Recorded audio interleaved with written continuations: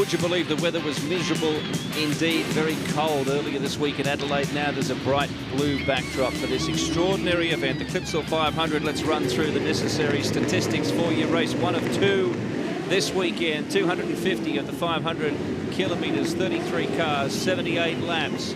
And don't forget, compulsory pit stops separately for tyres and fuel, and the indicator lights Greg Rust pointed to before the break.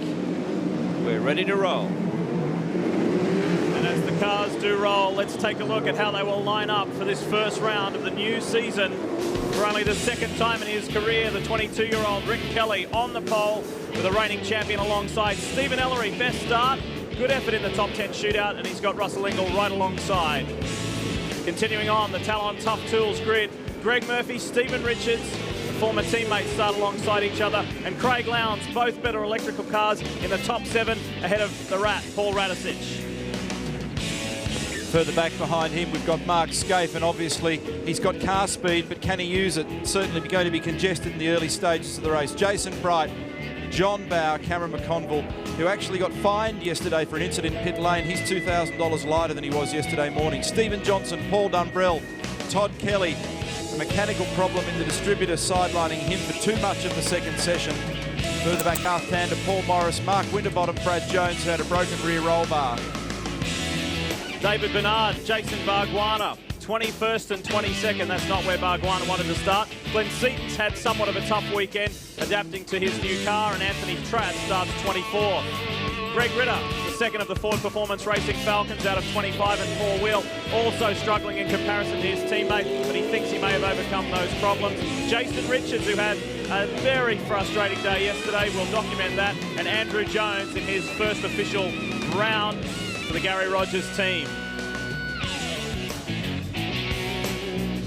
Steve Owen a little further back. Big weekend for those guys too, for the Brightech Motorsport entries, both cars he and Matthew White, and we welcome Max Wilson back to the championship.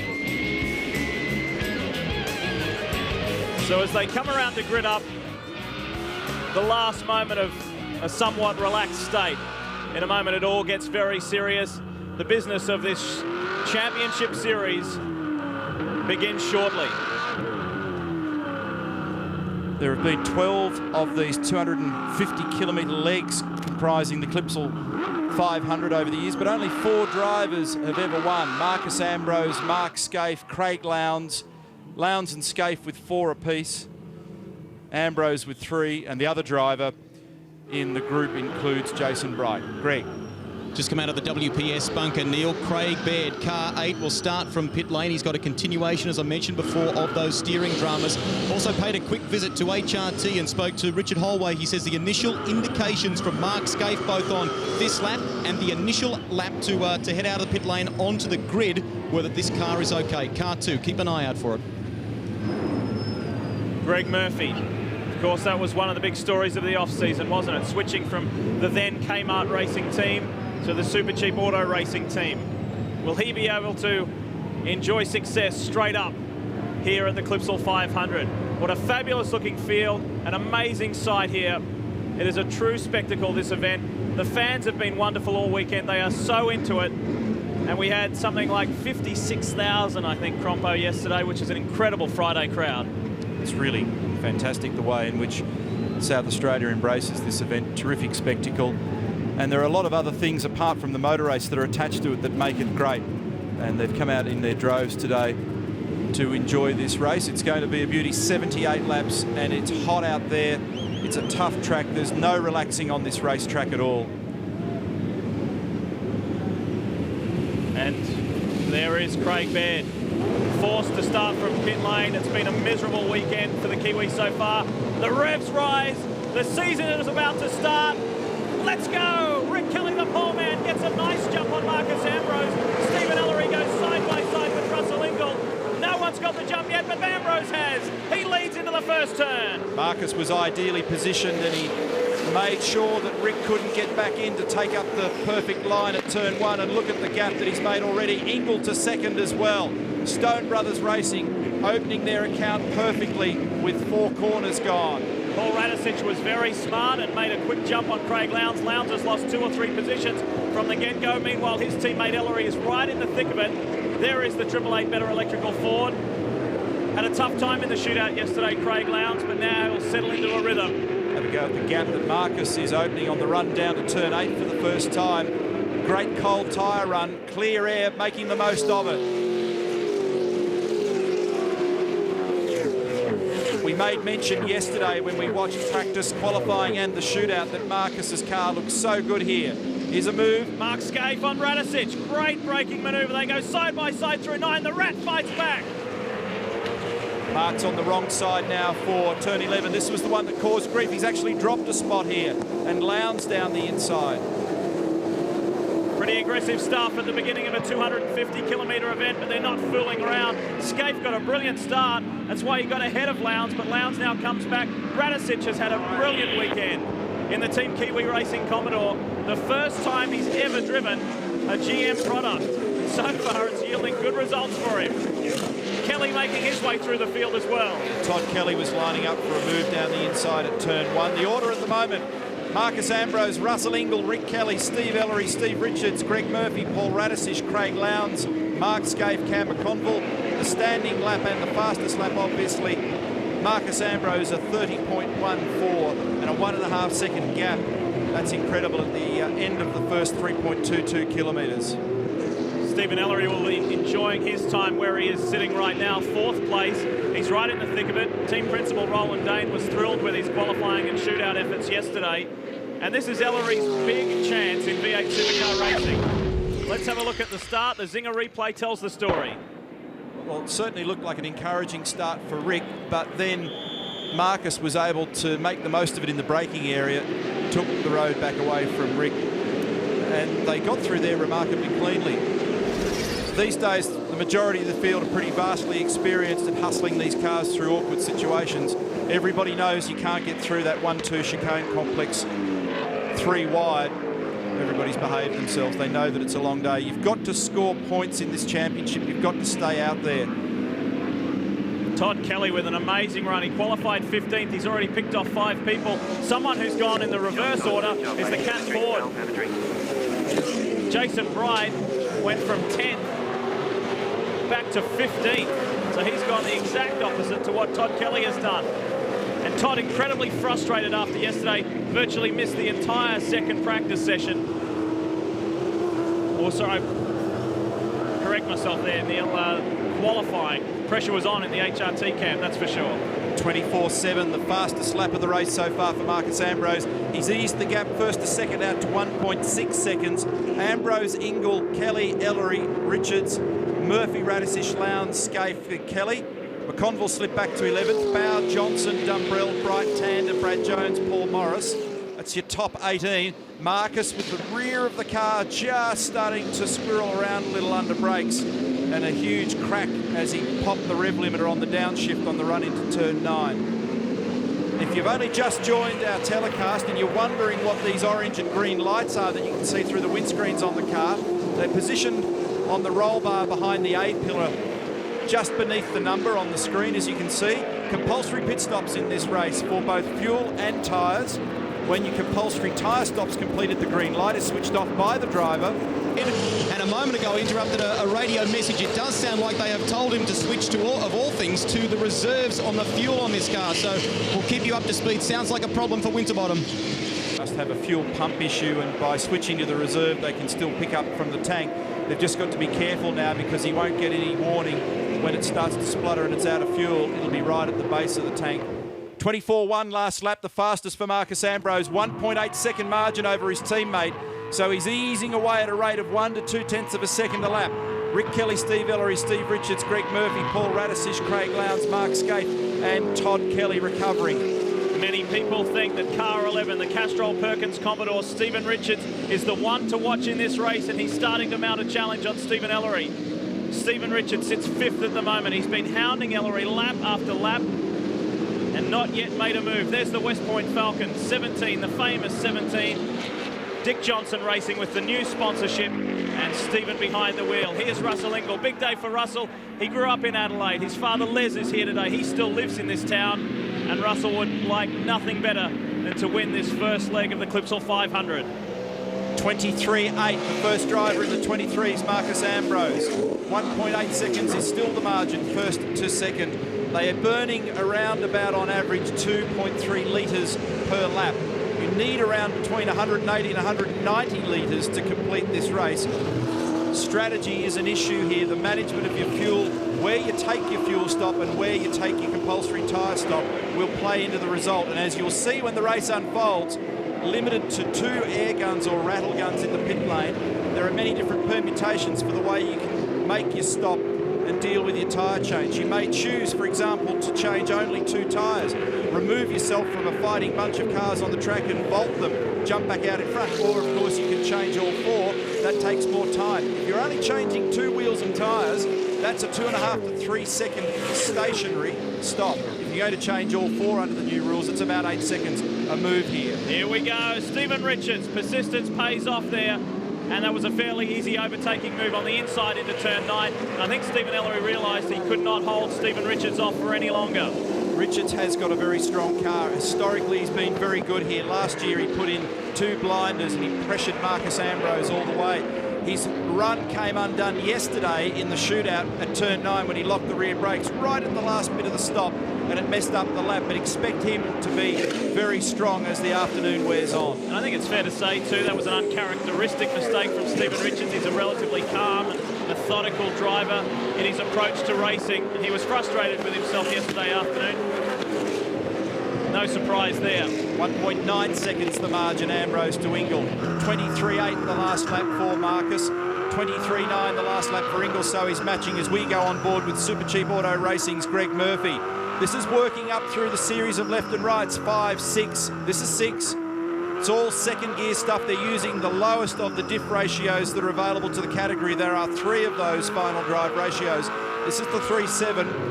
6-speed gearbox. A great shot on board there with Greg Murphy. The run down towards turn 8, briefly in 6th gear, 235 Ks, just sniffing off the throttle a little. Float the car across the corner at 210, 215 Ks, and then peaking back up to about 235 before you make the run back down here to turn 9. And Murphy's got pressure on him at the moment from Paul Radisich, and Radisich invigorated with this Paul Morris Motorsport Team Kiwi Holden Commodore. He also looking very strong yesterday, but for a mistake in the first chicane in the shootout. But the car's well balanced. He's in love with it. They're in love with him. He could be in for a good year. They're very, very buoyant in the Paul Morris Motorsport camp, and Team Kiwi Racing for that matter, because they do share technical information. It's an all in-house effort, and to have 2 cars there, Morris said it just makes so much of a difference, and Paul Radisich for that matter has made a difference as well. We're seeing the results right here and now. 23.6 Marcus Ambrose, fastest lap of the race, 2.2 second margin over Russell Ingle. So car number 45, Max Wilson, is in. There's a story attached to this. They've chosen to do their stop very early, the compulsory pit stop for tyres. The window is open. Max Wilson driving for Tony Longhurst Racing as Andrew Jones, last year's Konica Series champion, comes in. Greg. Well, the critical thing there was, Neil, that Max Wilson came in behind Andrew Jones, so he's managed through a quick pit stop from that Longhurst/Dynamic crew to leapfrog Andrew. Andrew's stop took around about 8.4 seconds. They just changed the rears on the Valvoline car. And notice the green light's been switched off on Andrew Jones' car number 34 for Valvoline Cummins. Oh, and Radisich has nosed up on the wall. I think that's on the exit of turn 9. And that is very unfortunate. I wonder what the story is. Perhaps a replay may be able to tell us, but he's now currently perched up on the top of the ripple strip trying to find an exit position, and that is the turn 9 hairpin. Car's still running. It's got damage on the front right-hand corner, has it? It looks pretty sick, doesn't it? Yeah. Yellow flag being displayed, exercising caution. Here we go. And Radisich out wide, Lowndes on the inside, and contact, wheel to wheel. And it's broken a steering rod. Here's the in-car. Craig Lowndes down the inside, and what Paul would have been hoping to do was to be able to run side by side with him, and unfortunately they've made contact. It's broken the steering arm on the Commodore. Oh, look at that front right. He's going to literally wobble his way back to pit lane. Frustration for Paul Radisich just when it was all going right. There has been a black flag for Glenn Seaton. Greg, tell us more. Well, I'm not actually quite sure what that black flag is for, Lee. That'll be work in progress, but I can tell you that Glenn came in, did a stop. 8.7 seconds it took. They changed the rears on that car 18. I'll come back to you on the black flag. Well, the reason for it was a loose rear bumper. Now, whether or not you can actually respond to a black flag and do your CPS at the same time. The lead group have already blasted by, and he's trying to awkwardly make his way onto pit road. Man, Rick Kelly, who's got some space around him. The next one back. And look at this, problems for Mark Scaife.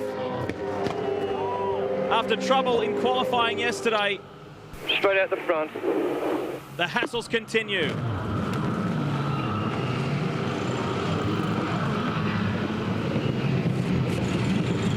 He is right on the front stretch. That's the pit wall you can see off to your right-hand side through Mark's windscreen.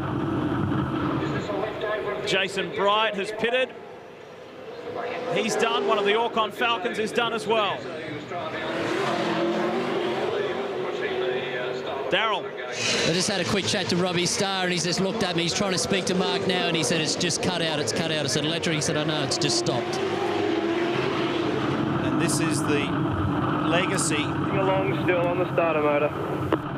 Okay, so Mark's just winding along on the starter motor, trying to get himself into a position where he can clear the racetrack. And the battery ultimately won't cope with that for terribly long. I'm creeping along on the starter motor still. You guys need to be ready at the end of pit lane to pull me back. Smart bit of situational awareness on Mark's part to keep the car rolling down there. I'm going to be able to get up the hump of this thing at the end here. If I'm going to park at the spot, they're going to have to move me. I can't fucking swing it. And like Radicic, he sees the field fly by. Now Scaife receives some assistance, and the HRT crew will be there momentarily.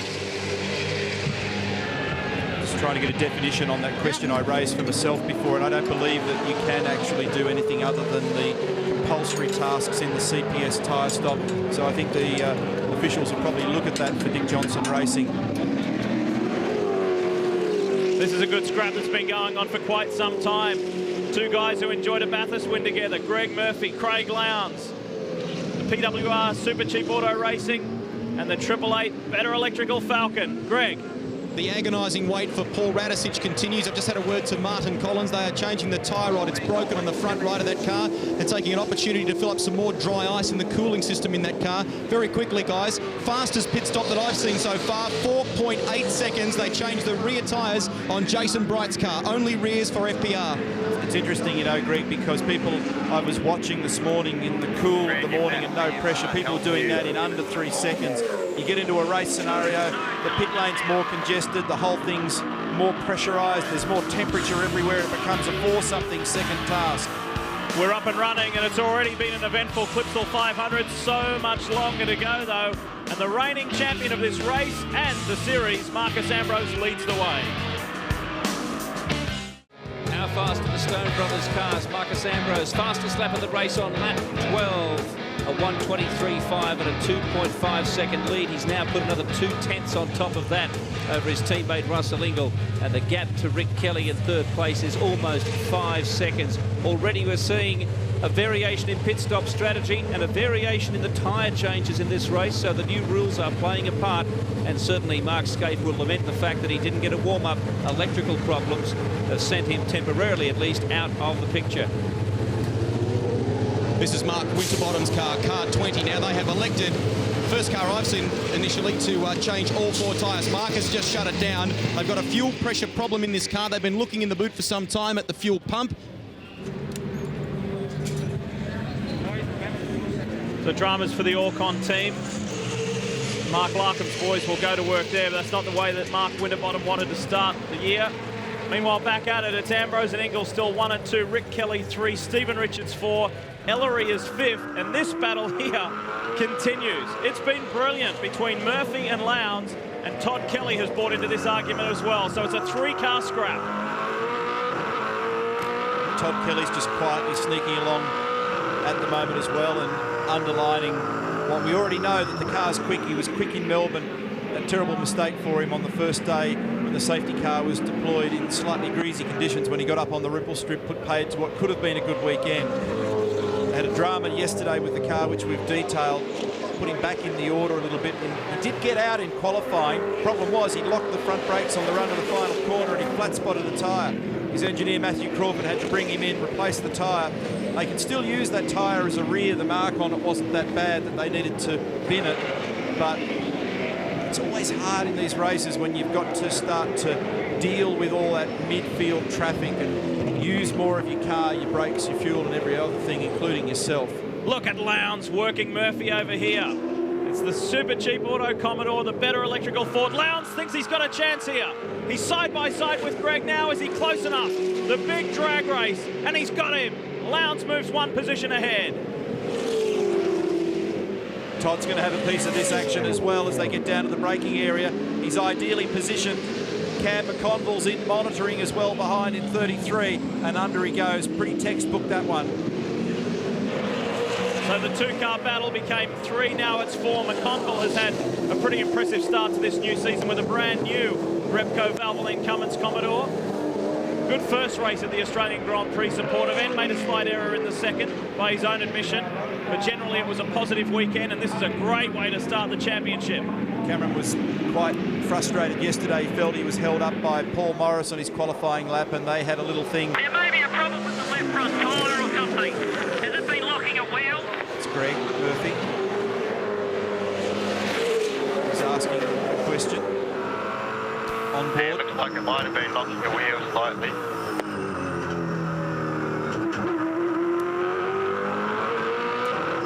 Well, we mentioned earlier in the broadcast about Super Cheap Auto's Muscle Car Mania competition. Let me explain how it works. If you've spent $30 or more at Super Cheap Auto and have entered the V8 Muscle Car Mania competition, here's your chance for bonus entries. Simply SMS the code on Murph's dash, which is, for this round, HSV, and you can send it in. You can SMS it as many times as you want to the number below. And now, if you're in Australia, that number is 1977 5151. Or for our New Zealand viewers, it's 8844. You can SMS it as many times as you like. This week, you have the chance to win. Oh, Murph's got around. I think he might have had contact there with somebody. Well, McConville was right behind him, wasn't he? Yeah, because all of a sudden the car Pit this lap, Greg, pit this lap. from underneath him, and he'll come in and take the CPS here, compulsory pit stop. Coming in. 3.2 You're going to need to do the left front as well. Yeah, we got that, thank you. Watch the last car in the line. It's just had gentle nose-to-tail contact, been enough to turn around car 51. So a fraught start to proceedings for Greg Murphy. And he now comes in and... Murph, get yourself over nice and early, line yourself up with the ball, pull up on me. We're doing 4 tyres. doing all 4. You know, he's got damage on one of the fronts. Darryl. Yeah, Neil, I think originally they planned just to do the 2 rears on this car, but just like you said, that front left was damaged. It's all 4 now for Greg Murphy. And away they go, 11.6 seconds.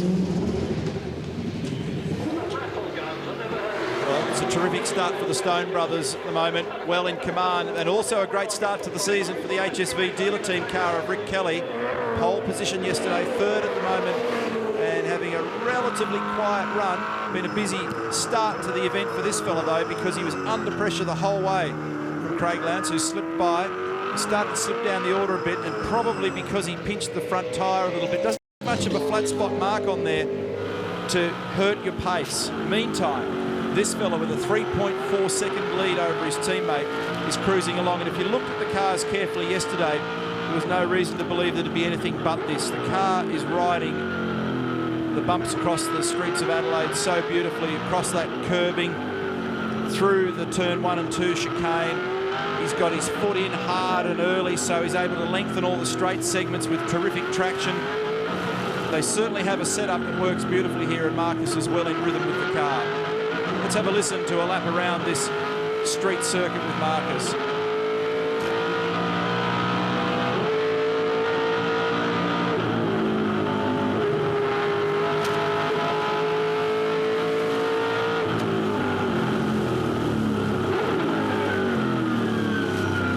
waste any time doing heaps of gear changes. He just goes straight from 6th to 2nd at the last moment, no over-rev. Very efficient braking, good pedal pressure throughout.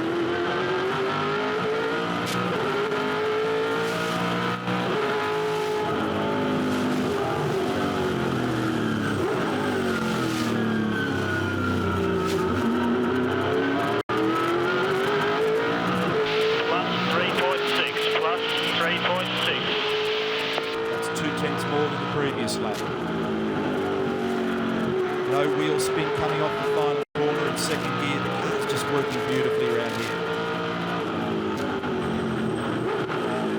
Gets across that nasty bump up at turn 4. No locking in the front brakes. It's a good car. Murphy incident was this man, John Bowe, the winner of race 2 from the Australian Formula 1 Grand Prix support events. And speaking with Kim Jones from Team BOC this morning, Kim said it's been an unbelievable lift for the team. They've got some new guys in the team. There were some old team members that went out, new fresh faces that came in. He said the morale is as high as it's ever been, or perhaps higher. It's a wonderful feeling in Team BOC. Car number 3, Jason Richards, Tasman Motorsport Dodo entry. This team was the Landsvale Smash Repair team, and they relocated a huge project for them over the summer down to Melbourne alongside Ron Harrop's engineering facility. Built a new car for Jamie Whincup. A lot of familiar faces down there, and we'll talk more about that team no doubt this weekend and as the season wears on. 6 seconds was the stop for Jason Richards, I should say there, Neil. And interesting the way they used the biomechanics, I guess, of executing the pit stop. They diagonaled in terms of their approach. They changed 4 tyres, but one started on the right rear and then moved to the front and vice versa. Just quickly on that unanswered question for you on car 18 before, we saw Glenn Seaton earlier in the race pit, changed the rear tyres, and they also fixed that trailing bodywork. He was given a mechanical black flag for that. I've been assured by the officials here in pit lane that under a mechanical black flag scenario, you can execute your compulsory pit stop, Neil. Okay, thanks, Greg. An update on Mark Scaife's car. Robbie Starr seems to think it may be a distributor problem with that car. He said that Todd's car yesterday had a similar issue, so problems there for them. We all love and breathe motorsport, Neil, but it can be cruel sometimes. Yeah, it's pretty cruel at the moment for Andrew Jones because he's parked up on the side of the road in the 34 Repco Valvoline entry. They had a problem with the diff in this car in the opening practice session in Melbourne, and it fired itself straight into the wall. So his beginning with the team was pretty hard work at the start of the year. Let's go back to Greg. Gary Rogers is just with us. He's just checking with the crew here, boys. This could have been a potentially very dangerous scenario, Gary, but it sounds like Andrew's averted the danger. Well, yeah, we're not really sure. The throttle's stuck wide open and he shut it off, but every time he fires it up, it's on full throttle, so we've just told him to put it in a higher gear and just drive it back in. We'll see what we can do. It's all we can do. Thanks, Gary. Thanks. It's bizarre. There's not a lot of testing in this category anymore, but you would think that all these little bugs would be ironed out. We're hearing about people that are having fuel pickup dramas, throttle problems with the throttle sticking open as Ingle comes in, and they go racing and they start having all these weird, wonderful things happening. Darryl? Watching Russell Ingles stop here. Neil, they're struggling with the front right. This is a little slower than normal Slow Brothers stop. 2 minutes making them work hard. It was just over 14 seconds. All right, you can drop straight out there, mate. Watch more, it's coming through. First stop completed for Russell Ingle, and gets back to it. And his teammate Marcus Ambrose is enjoying a 10.5 second lead over the now second place Rick Kelly.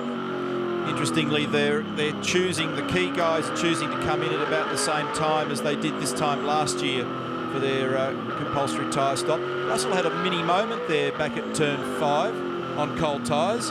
He wouldn't have wanted to wander much further. He would have met Mr. Concrete. There's been some change further down the order as well. Lowndes has elevated himself to 4th, ahead of his teammate Stephen Ellery, and Ellery's also lost a position to Todd Kelly. And John Bowe is up as high as 7th. Race leader is in. Tyre light off for us, please, Marcus. Oh, problems here for Ellery. Massive damage. I reckon he's whacked the wall at turn 8.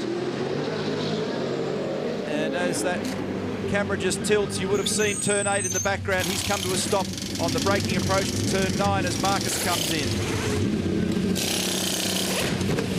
Beautiful teamwork. One man for the wheel, one man for the gun. Front right seems to be taking a while. Very slow. This'll hurt. This'll hurt. He had a margin, but I don't know that it was big enough to soak up that. Cameron McConville in. Safety car has been deployed. Pit lane is busy at the moment with Todd Kelly in as well.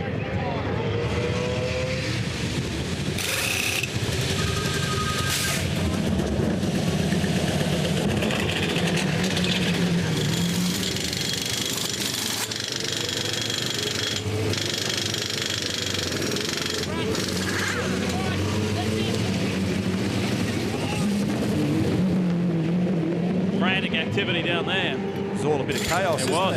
Yeah, very much so. And look at how busy the lane is. Our first safety car period of this race on lap 21. I tell you, there's a few people going to have to go back and study all this afterwards in their debrief. There are lights that aren't switched off. There's people rolling the wrong wheels out at the wrong time, and incidentally, they're going to back-to-back Marcus and do fuel and tyres. Smart move while the safety car is out. Means he can just cycle in and out quickly to try and compress the lost time. There is the sole remaining better electrical Ford. Nicely done, mate. Nicely done. Okay, change your lights on the dashboard, please, for the tyre change. Change your lights for the dashboard. So here comes Marcus for his fuel stop. All calm here, but they lost a bit of time in the tyre stop. Darryl will be able to tell us how this unfolds. Yeah, Neil, Ambrose lost about 3 seconds to Russell Ingall in that tyre stop, so they took a bit of time out of him. Rick Kelly was in. He only went for the 2 rear tyres, but managed to jump back out in front of Lowndes. Russell Ingall's been pushed by Andy Jones down pit lane. He was slowing him up, so there's a bit of games going on there, but Andy Jones running in the back of Russell as well. They're handling Russell Ingall as well, and is there a delay here? There is a delay. They weren't ready for it to be able to couple up, so that's cost him big time. Wait, Rusty. I tell you what, there's some bizarre stuff going on in this pit lane at the moment. Wait. And Ingall will be frustrated. He knows that they weren't ready. Wait. All right, clear. Go. Oh, dear. That's hurt Russell. Drop straight out the track, mate. You're all clear. Now, one of the other things that's interesting, for those that are only changing the rear tyres, Conserve fuel. Very, cold very important rears. you do that every chance you get. Asking Russell to conserve fuel. they'll have cold rears, warm fronts, dramatically changes the balance of the car. A few people were contemplating this last night and wondering what the effects may be. Balance between the front and the rear of these cars can be very delicate. It doesn't take much of a temperature variation or a pressure variation or indeed the depth of the tread on the tyres to make the car misbehave badly. The problem with new rear tyres and older fronts is the car's more prone to understeer. Understeer on street circuits can be a nightmare. Speaking of nightmares, well, this fella's got one going at the moment. Steve Ellery has whacked the wall at turn 8, and the replay might tell us the story. The Zinger replay. Let's focus on the apex. Oh, he's well wide and hits it with huge speed. That'd be a 200km/h impact on the outside of 8, and that was happening before he got there. The car wasn't turning. Most people have generally had a problem if they've touched the inside ripple strip, but it doesn't appear as though that's happened. He's grabbed the brake, he being Steve Ellery, and has given it a severe wheel alignment. Not the way the Queenslander wanted to start his first championship round with the new team after getting off to such a terrific start. There he is. Wow. Well, there's graphic proof that the hands device is a useful thing to have in an incident like that. It'll be interesting to talk to Stephen when it all calms down as to his impressions as to whether he felt that helps the cause. Darryl. Just had a quick chat to Ross Stone at Stone Brothers Racing. I said, was Russell planned for that stop? Then he said, yes, we're better off losing some time there under the safety car. He said it's much, much quicker to do that. He's right about that because you lose more time in full green racing conditions. While we clean up this situation, Rick Kelly is the man in command for HSV Dealer Team Racing, and then Craig Lowndes, Stephen Richards, David Bernard, Todd Kelly will come back with more of this fantastic first leg of the Clipsal 500 after this break. Well, a moment there for Garth Tander, almost pulled into the wrong spot, the wrong garage. It has been a very confusing time. Still under full course yellow here at the Clipsal 500.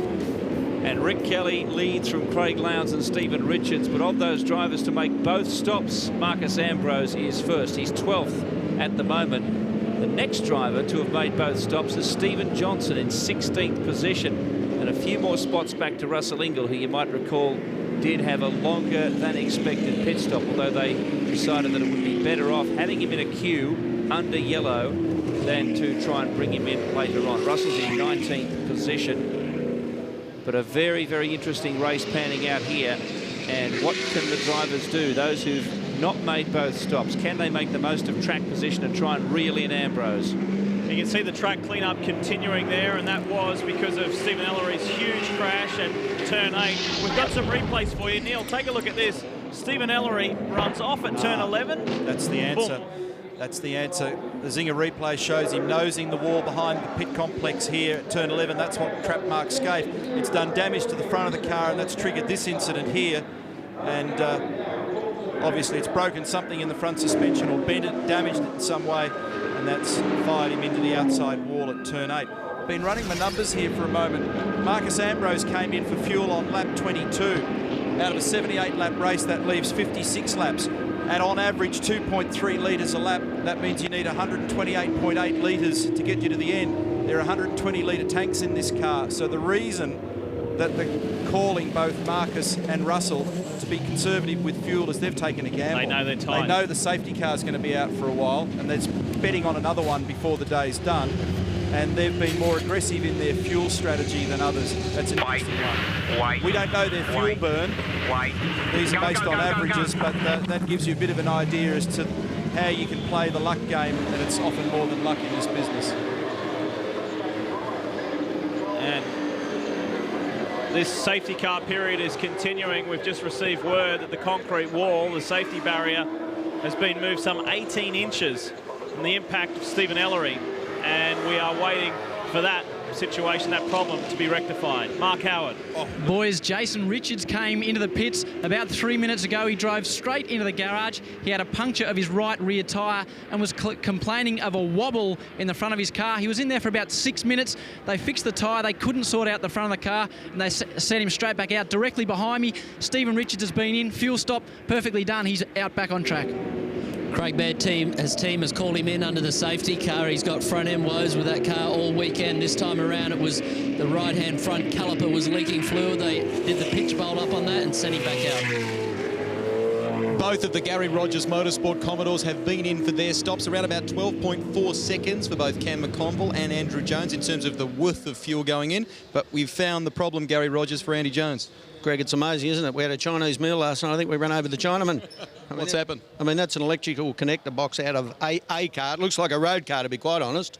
And it's come flying through the window of his car and got jammed in the pedal box and jammed the throttle wide open. Tough day. Interesting race so far. Oh, well, never mind. You never know what happens. Thanks. Yeah, that was certainly a scary moment for Andrew Jones. Speaking of scary, that's what happened to the wall. You can see the forklift bringing it back out into position. We'll make the most of this caution period and squeeze in another quick commercial break. Back in a moment with more from the Clipsal 500. There's the fence that they were trying to fix up. They had to use the forklift to push it back, as Lee Diffie pointed out, a 45 centimetre movement from the impact of Stephen Ellery's car on that fence. Very, very interesting race unfolding here after 28 laps of 78. One driver we haven't mentioned all that much to date who seems to be enjoying a fairly positive run, and that is the 17 of Stephen Johnson from West Point Racing. Stephen has completed both of his compulsory pit stops. He sits 6th, right behind Marcus Ambrose, and we congratulate Stephen and his partner Bree. Bree gave birth to their first child, who they have named Jet Johnson. Get him a gig at the RAAF with a name like that. And we should add too that Dick Johnson and Jill, grandma, grandpa, nana and pop, whatever. Actually, I asked Jill, what are you? Are you a nana or a grandma? She said, just nan will do. They're delighted. and the baby is doing very well. So congratulations to Stephen. Seems to be paying off and working for his driving as well. Shed some weight over the off-season. Now a dad, new sponsor, new colours, new focus perhaps. There is Dick Johnson and Dean Orr right alongside. And this should be a very satisfying moment to this point. Greg. Well, at the back of the 888 garage, they are removing the badly damaged car of Stephen Ellery. We haven't got, there we are, haven't got a full series of details for you in terms of the G-force or speeds on the impact of this crash at the moment. Obviously, the cause for concern is Stephen Ellery. He's not here. He is down, they believe, at the medical centre. I've just had a word to his father, Bruce. He says that Stephen didn't give any indication on the radio of anything breaking or whether he may have clipped the curb. So we don't know yet what has caused this incident. But Stephen, by all accounts from the radio crosses at least, does seem okay at this stage. Just a precaution to be able to take him into the medical centre and just check him with any high impact like that. The Chief Medical Officer wants to ensure that he's okay before releasing him. Just a standard procedure. One thing's for sure, though, the car is well and truly in bad shape, and that's going to take some repairing. We're on board here with Marcus Ambrose. He's just in front of Stephen Johnson. We were detailing how things are going for the West Point team there a moment ago. Marcus got married himself in the off-season. There's race control. Driving standards observer Colin Bond to the right in the foreground. Tim Schenken, race director, behind him sitting. And to his right is the new investigating and prosecution officer, Peter Wallerman. And they're watching this motor race again as it unfolds green as we go racing with Rick Kelly in the HSV dealer team. Car number 15, the pole sitter, is the leader. David Bernard playing the gambling game without a compulsory stop as Bill detailed for either fuel or tyres. And none of the drivers ahead of Marcus Ambrose in this chain have completed both of their compulsory pit stops. Stephen Johnson right on Ambrose now. Ambrose is following Bright around. Bright's in fourth, but has only completed one stop. It's a tough time for Marcus Ambrose, who was in a strong position to now be placed back in the field, compressed by a couple of cars. This is where mistakes can be made, or you can get trapped in other people's problems, or there's a lot of debris on the outside of turn 8 where Ellery's car went in down there. And everybody getting a wake-up call as a reminder to a return here to a tough day. You know, everyone talks a lot in the off-season, and you get to test your car maybe very briefly before the season starts, but only a week or two before. And you come to this event, and it's a huge wake-up call. You're in the car for a long time. It's not all about peak speed necessarily. It's about reading the racetrack, the traffic, the conditions, making the smart safety car calls, and being a stayer. And running hard but not making blues. Look at the speed of that thing across particularly the turn 2 traffic island here. You'll have a look up the inside, but this is going to be difficult on the dirty race line. Jason Bright is in the target. Fast approaching the halfway mark of this event as well. You look at the rear of Jason Bright's Cat Ford. Big changes at Ford Performance Racing in the off-season. Chairman of ProDrive, David Richards, and the boss of Ford Performance Vehicles and Ford Performance Racing came down to Australia, spent several weeks, started a big restructuring process. John Russell left the team. Look at this, the big chase around is on. Russell Ingall is in the game as well, and he's working on Stephen Johnson. Meanwhile, Marcus Ambrose is working on Jason Bright. It's the fight between the Queensland Ford teams, isn't it? West Point Racing and Stone Brothers Racing. The Pertec Falcon, the Caltex Falcon. They're sandwiching Stephen Johnson. And watch Russell work him through these tight corners. Andrew Jones, incidentally, has been adjudged to have sped in pit lane, and he'll get a black flag and do a drive-through penalty. Talking about the restructuring at Ford Performance Racing, Tim Edwards has joined the team as the sporting director. They've split the senior management role. Tim's come from Jordan F1, with a lot of experience overseas, and the new commercial director is Rod Barrett. He'll take care of all sponsorship and management related issues. Phil Keed has joined Jason Bright. Phil was, oh, look at this, Marcus, can he get it up the inside? Yes. Oh, just. Bright gave him some space, but he's ideally positioned for 5. He won't yield that readily. Look at Engel. Ingle is waiting for an opportunity. This guy, Marcus Ambrose, trying to get by Jason Bright, who again, we'll remind you, has only completed one stop. Look at the Caltex Ford. Ingle is looking for any opportunity. Riding with Russell now. There's a little touch up there. They all got just nose to tail briefly. You've only got to have somebody prop in the pack, temporarily just squeeze a brake or miscue slightly, and it triggers a little bit of chaos, and these are the nervous moments for the guys that are threading their way back through the field. Greg Ritter in the line behind Russell Ingle as well. He, like his Ford Performance Racing teammate Bright, only completed one compulsory pit stop. Jason Bright yet to take the fuel stop. His car's lighter, but it does have the tyre stop ticked and done, so he's got one advantage. It's burned off a lot of weight at the rear. Anthony Tratt in trouble here at turn 4 at the end of Wakefield Street and finds the tyre barrier. Unfortunate for him. Maybe not too much damage on that one, and he is mobile once more. Take a look at Bright's car. I'm sure I saw both lights off. That contradicts our information, but have a look. And Anthony's got the tyre rubbing on the guard there. Well, we'll verify that for you. I'd be surprised if they haven't taken their stop, but we will check on that. Back on board with Russell Ingle. And it was a pretty interesting, to say the least, start to the weekend for Stephen Johnson, who went sideways through the high-speed turn 8 at over 200. And there you go, both lights out on Bright's car. Right here, Stephen Johnson went sideways, just touched the wall on the rear and sent him across the track, nudged the nose in. There was some damage, not major damage on the front end. Gave the team some extra work and cost him a little in qualifying. That car, the West Point Falcon, running beautifully now. Ingle still working him over. Ambrose still working Bright. And what a weekend it's been for Jason Bright. Came from the wilderness in qualifying to rocket up into the top 10. And in the shootout after... Just think about the brake balance, mate. Think about the brake balance. Still where you started. Go forward.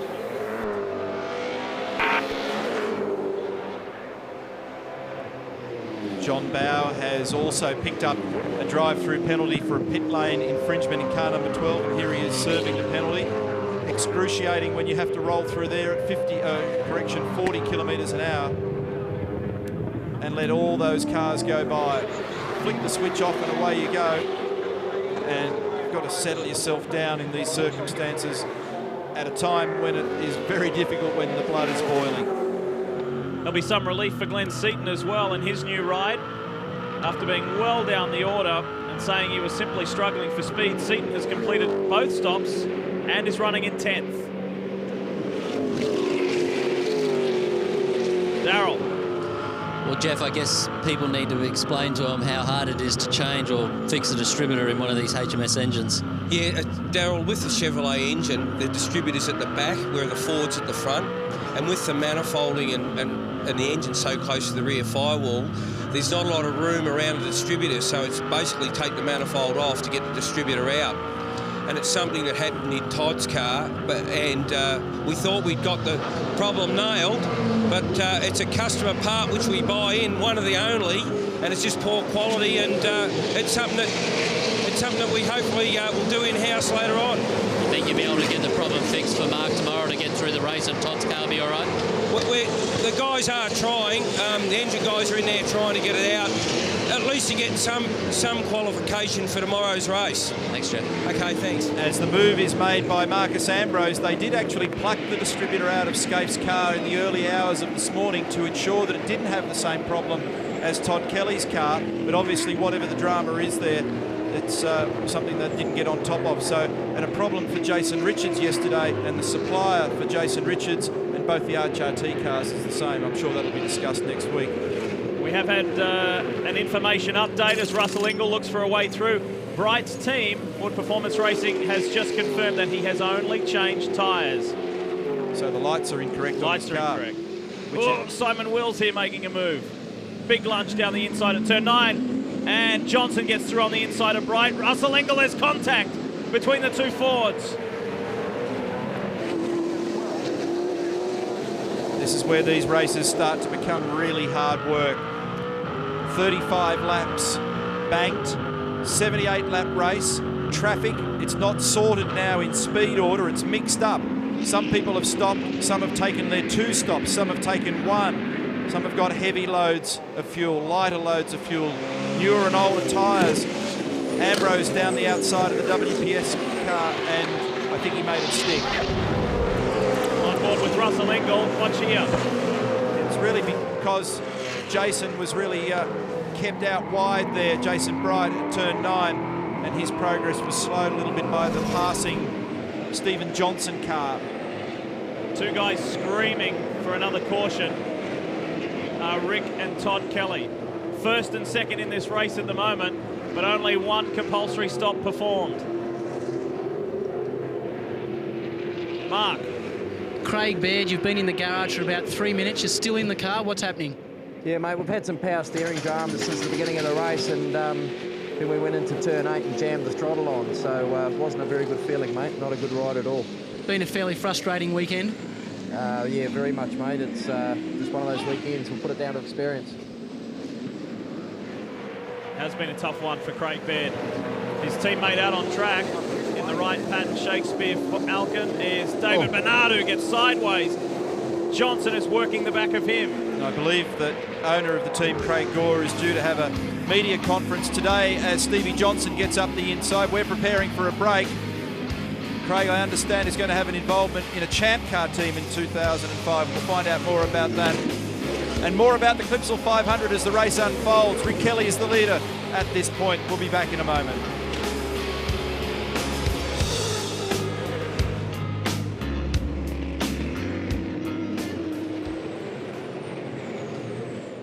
Rick Kelly and Todd Kelly have cleared out. Rick with a 1.3 second lead over his brother. Different team, of course, but very similar looking cars. A 6.7 second gap to Marcus Ambrose, who is effectively the race leader behind these guys here.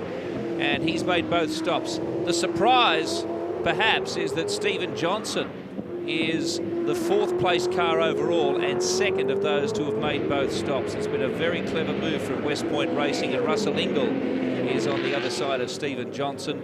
We have Bright, Ritter and Alex Davison. Those 3 drivers have only made 1 of their 2 scheduled stops.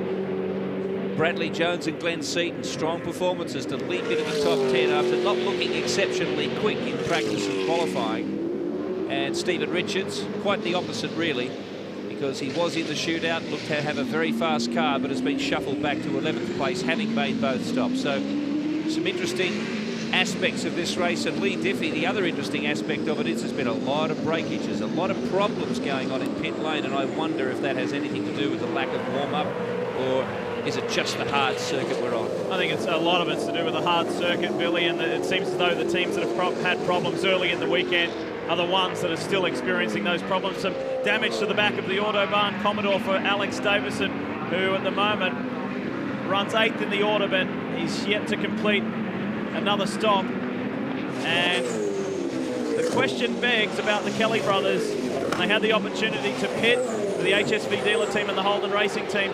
Why didn't they come in? If this race goes green to the end, they will be hung out to dry. Different people have chosen to approach the race in different ways, and obviously they keep that stuff pretty close to their chest. But if you started with 120 litres of fuel, you run long on the fuel and then look for a mid to late race caution period, and then run on a lighter fuel load at the end. There are many different ways of approaching it. Here's Bradley Jones. He's currently shown as 9th on the road, but after various people complete their compulsory fuel stops, we figure that he's going to end up about position 4. So a good strong run for him, as I mentioned earlier. Felt pretty strong about his weekend. Stephen Richards is right behind him at the moment, and that will be 4th position in car number 11. Stephen's done both his fuel and tyre stop, so he gets underneath him. That would put Bradley back a spot. Glenn Seaton's in there as well, so plenty of the veterans are up there. Glenn's also done both stops. More valuable experience for Alex Davison, who is notching up yet another V8 Supercar event, but this is the beginning of his first full-time season in the Autobahn Commodore. Greg. Well, Lee, if I was in race control right now, I'd be a little nervous. The way Kim Jones stormed out of pit lane just a short time ago, I reckon he's about ready to karate kick the door down. He is fuming. The allegations surrounding that drive-through penalty for John Bower before was that Team VOC exceeded the amount of people allowed across the prescribed line into the pit lane to complete the compulsory pit stop for fuel. Kim reckons that he's got the right amount of people, and he marched up there with the operations manual after an argument here with the officials in pit lane a short time ago. And the number of people that are allowed across the prescribed line in a pit stop at these events is 6. And there you go. Kim says that you are wrong. 6 people are allowed across that line. One of them's a car controller. One operates the air jack. But it'll be in the interpretation of the fine print where the brawl is, and no doubt we'll hear more about it later on. One thing that Kim does pretty well, I might mention, is he reads this thing upside down, inside out. That's his hobby. He sits there and devours it day and night. He usually has a pretty good handle on it, but clearly that's not shared by the observers in pit lane. Russell Ingall has not been able to find a way by Stephen Johnson. And this is an impressive way to start the new season for the Queenslander, who's holding Ingall at bay. Another quick guy out on the track right now is Stevie Richards. He's in 8th place in the Castrol Perkins Engineering Commodore. He's setting quick lap times consistently in the 123s and has completed both stops. Keep an eye out for Richo. Both the Dick Johnson Racing West Point cars are in the game today. Glenn Seaton had to have that bodywork removed at the rear of the car early in the day, but when the final stops are taken by those still towards the front of the field, he's going to be in this as well. Trouble. This could be the triggering action for a safety car intervention at turn 11. It's one of the Brytech entries. Can't pick up the number at this point. First time we have seen both Brytech Fords I think on it's the Steve track. Owen, but I'm not 100% sure. Yeah, it's Steve Owen. Steve. Somewhat of a frustrating weekend too for the WPS organisation. Dave Bernard now serviced. Darrell's there. David Bernard has waited to the last moment. Well, not quite yet. The window does shut at 57, but he's taken tyres on now, but still yet has to do fuel. Steve, they might actually be able to extract you, mate, so just stay in and see what they say to you, okay? Both the Kellys are in. Rick in the HSV dealer team car, Todd in the Holden Racing team cars, 15 and 22 in. No safety car called as yet. So it's a costly stop in net terms because they're losing ground under green conditions with everybody at full racing speed. This is what they didn't want. And watch the Snickers pit stop clock tick on, 15 seconds. Greg. Look at that. Well, crucially, I think the gain there was for Todd Kelly, who filed in behind. So just interesting to see the way that pans out. I beg your pardon, it's worked out that way on screen there. 13.93 seconds for Todd Kelly in fuel taken on board. Jason Bright has been in the lane as well. So Jason Bright leaving pit lane now. And Rick Kelly, the younger of the two, holding the higher ground on his brother. Todd looking for an opportunity to get by after qualifying 15th. Todd ran a very strong race. Now Bright's released. That means he has completed both his compulsory pit stops. And he gets back into the order, but somewhat lower down. Meantime, Marcus Ambrose in control with an 8.4 second lead over Russell Ingall. Stephen and Alex Davison is in the wall here in car number 7, the Autobahn entry. Looks like he's got some damage on the right rear. There's more to the story than just being nosed up on the tyres. He had a bit of a drama, I understand. Managed to get the car mobile and then drove straight into the tyres. This is a car braking track. People brake suspension and shock absorbers and various other components here. They tag the tyres. They go up on the ripple strips. He's gone up the escape road at turn 4, Wakefield Street. He flicks it around. Nothing particularly unusual about that. Plenty of out out brake themselves on the bumps. And then whack. He's just gone up straight into the tyre barrier. So don't know what's going on there. Gentle nudge.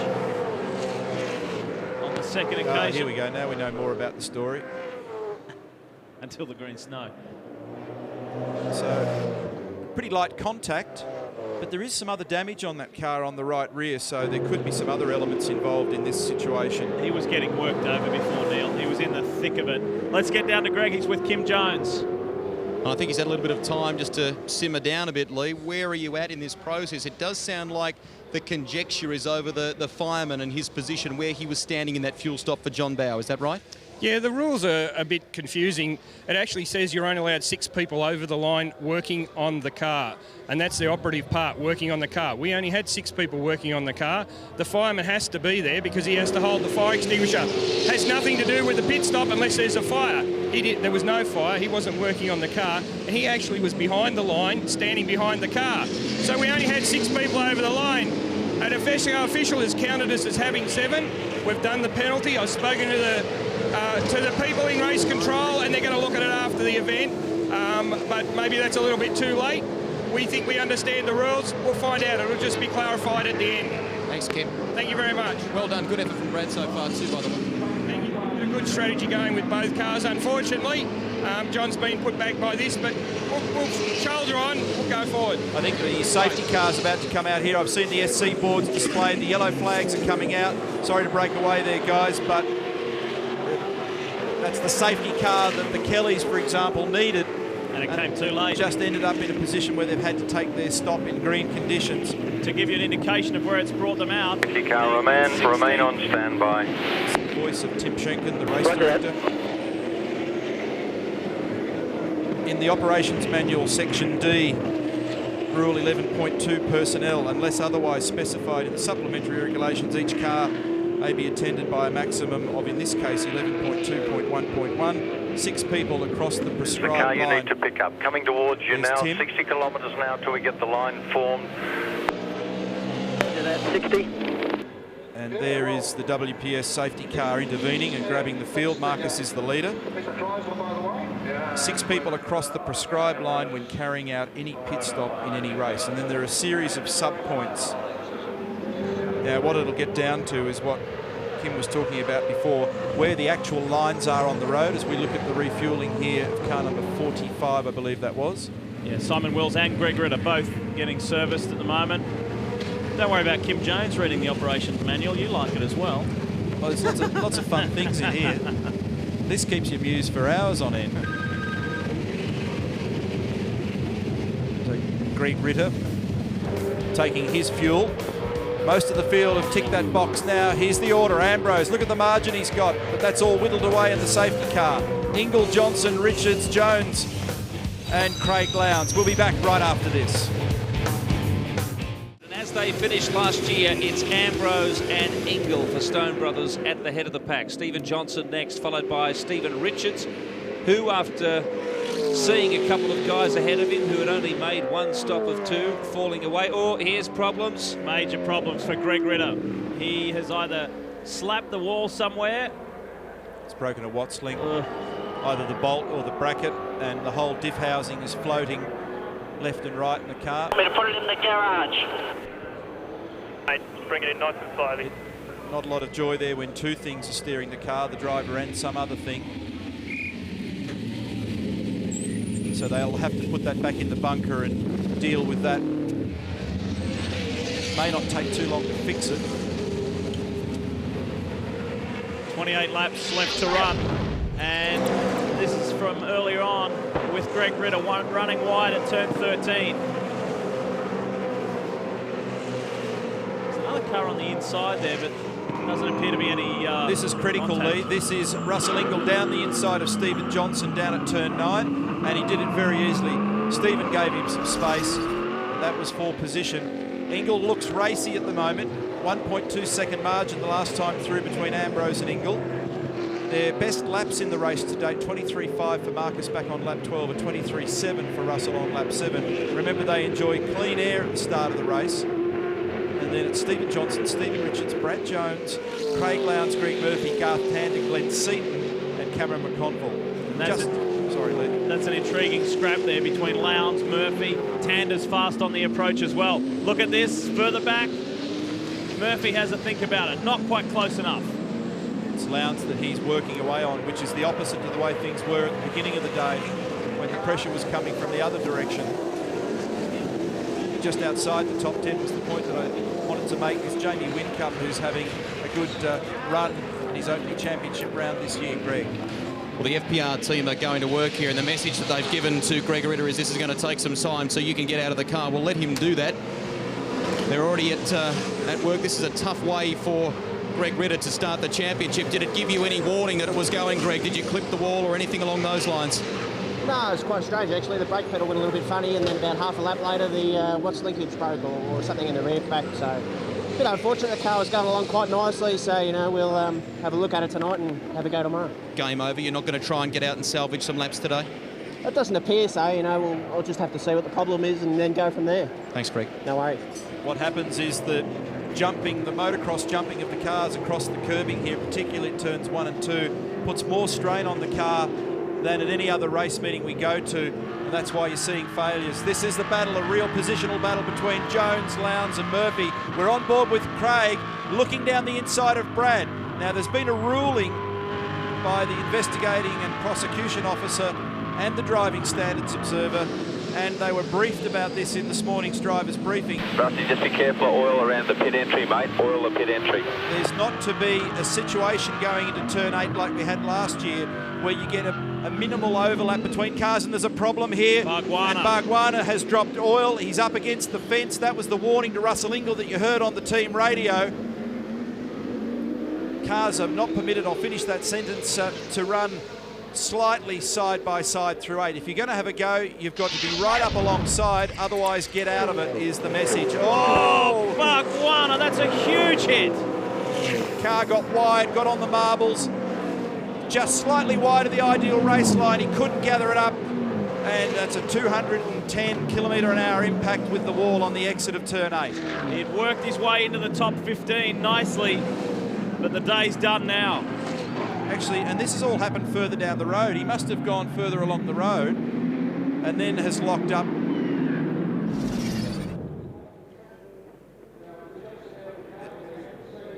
So that's all the way into the braking area, the runoff area at turn 9. So he's actually pressed on with it and taken the car down there, or maybe the throttle's jammed, whatever. There it is. There's a pub actually down the end of that runoff, so just sneak down there and cool down. We may see it. That's a terrible way to end a hard day's work. You get to the 50-odd lap mark of this. Safety car board, yellow flag, safety car board, yellow flag, safety car scramble, safety car scramble. Oil, they're all going off on oil here. Mark Larkham watching. Heaps of oil all the way from turn 8. And safety car's been scrambled. That was the voice of Tim Schenken. The point I was going to make is when you've worked that hard to get to the 50-odd lap mark of the race, you've done most of the really hard yards. It's such a shame when something goes wrong at this point. Scaife is back in his car. Darrell's standing by, as you can see. And so they've been able to fix that distributor problem. And hopefully they'll at least get a test session out of it, Darrell. Neil, you're exactly right there. I just spoke to Robbie Starr. He said, you know, obviously we haven't done 75% of this race, so there's no points in it for us today whatsoever, but no warm-up tomorrow morning. This is their warm-up for tomorrow morning now. Just cracked down Mark Larkham. Did Jace give you any sort of indication as to what happened? Yeah, he jumped on the radio. He was typical Bargs, just honest. He said back got out, couldn't catch it and clipped the wall pretty hard, as you can see, but that's the game. Tough day at the office for you, Larko. It is, mate. These days are here to test us, but we'll bounce back tomorrow. Thank you. Cheers. Jason Bargwanna out of the Orcon Ford, helping the corner workers with that situation. Our third safety car period. And that was a huge impact. We will squeeze in a break here and come back. And you saw there during those stops, Jason Bright, while in 20th position, ducked in for some fresh rubber. Will that pay dividends for him? We'll find out. Still under full course yellow, 55 of 78 laps completed in the Clipsal 500. This, of course, compresses that frontline fight between Ambrose and Ingall. Stephen Johnson will also be right behind them. Stephen Richards, Craig Lowndes. As we see the safety car, a brand new safety car this year, the Chrysler. And behind Lowndes in 6th place, Greg Murphy, Garth Tander, Brad Jones, Glenn Seaton and Cameron McConville. That's your top 10. Mark Scaife safety car radio check, over. Has rejoined. Not enough laps left in this event for him to take any points, but this is in the absence of a warm-up tomorrow, very important track time for the Holden Racing team to sort out some problems as we ride with Greg Murphy.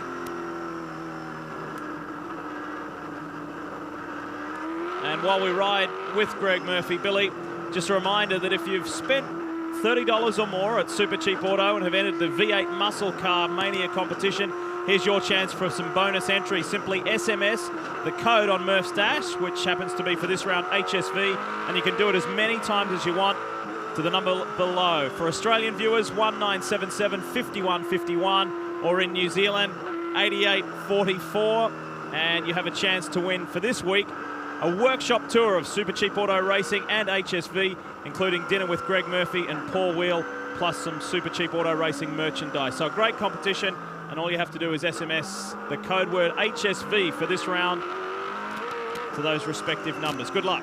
Good competition, and Super Cheap Auto giving us plenty to look forward to this year. Had a little bit of everything so far in the Clipsal 500. The replay of the Orcon for Jason Bargwanna gets it out sprint car style, and a heavy contact with that concrete barrier. And everyone following Jason had that oil to contend with. Take a look at this as you ride. And it was Brad Jones who went around, immediately ahead of Craig Lowndes. Lowndes escaped, so too did Murphy. And the revised order sees Ambrose, Ingalls, Stephen Johnson, Stephen Richards, Craig Lowndes, the top 5. Greg. Lee, he probably doesn't like the tag, but we've tracked down Grandpa Johnson. You're having a good day at the office today. It's going well. So far, so good. And, you know, still 20-odd laps to go, Rusty, and you know what this business is like. What's been the feedback from both the drivers so far, from Glenn and from Steve? Well, so far, you know, they're quite happy with the car. Obviously, they'd like a little bit more car speed, but that's not unusual for a driver to ask for more car speed. But at this point in time, I think the strategy that Dean and the boys worked out has worked really well in our favour, and certainly all we're doing now is just waiting on the others to see how they go and with their fuel economy. But we know that we can make it to the end. You're like a cat on a hot tin roof at the moment. You're real nervous, but the weekend has gone well for this team so far. 2 years in a row you've won the Development Series races at this track as well.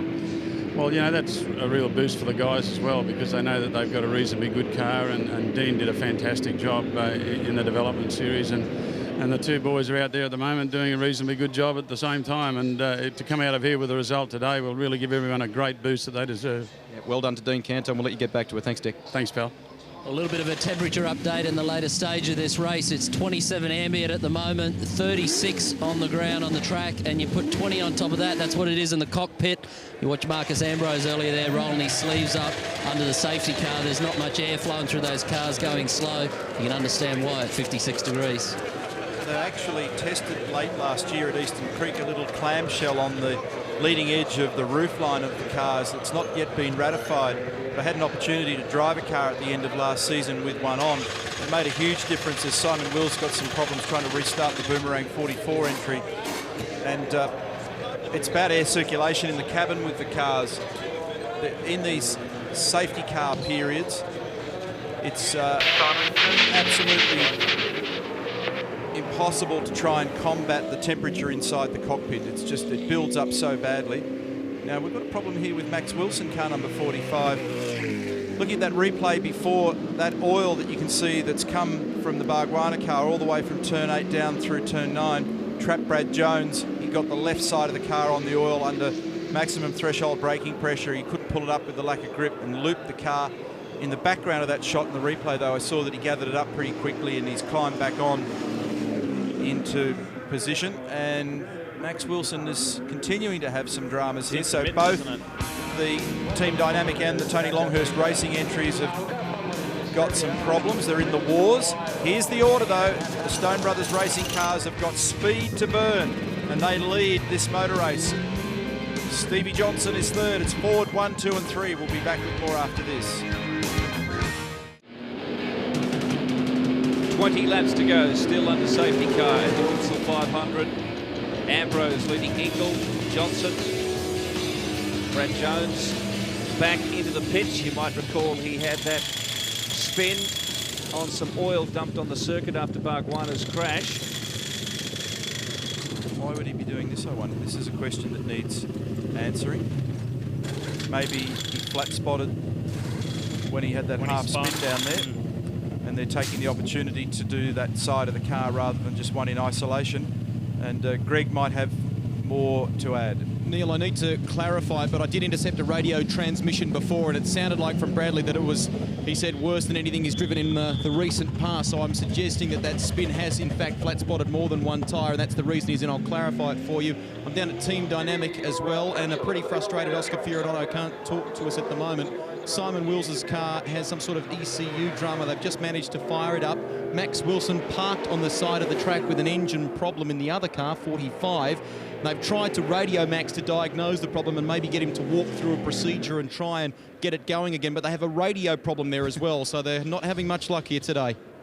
That's not good. ECU, I should explain, as they take Max's car out of the racetrack arena area and into the back of the pit paddock, is the engine control unit. It's effectively the brain of the engine. Determines how much fuel and how much air and in what ratio. And when the sparks fly, let's go back down to Mark. Jason Bargwanna, the infamous turn 8 here at Adelaide's got another victim. Yep, it has. Unfortunately, it was extremely disappointing. I mean, the whole team's been working hard over the off-season to produce a great race car. Went in there a bit hot, I suppose, and it just stepped out in the rear. Once you get offline, it's very hard to catch it. So it's extremely disappointing for all the guys because they really deserve a good result. Cheers. Thanks, mate. Yeah, it certainly was a big slap, that's for sure. We are set to go back to green. End of the third safety car period. Let's go. Let's see if Stephen Richards can make any ground on Johnson. What's Lowndes got? Can anyone catch the two Stone Brothers Falcons? We're about to find out, and keep in mind further down the order, Bright came in for some fresh rubber all round. We'll see if that has any positives to it. Well, they'll all be operating on relatively cool rubber here. Brakes have cooled out substantially as well. You've got to play yourself back in a bit carefully in these opening few corners. If you lean on the car and ask more of it than it's ready to deliver with the grip, then you can just simply slip wide, and it's very easy to brush the walls here. Look again at Ambrose. His cold tyre speed's fantastic. He just skips away. Big lead on Russell Ingall already by the time he gets to turn 8. Then it's Johnson under pressure from Richards. Tander on Murphy, 2-0. Look at that, the battle for 6th. You see the debris flag being displayed in the backgrounds, the orange and yellow, and that was very close, you know, between Stephen Richards and Stephen Johnson then.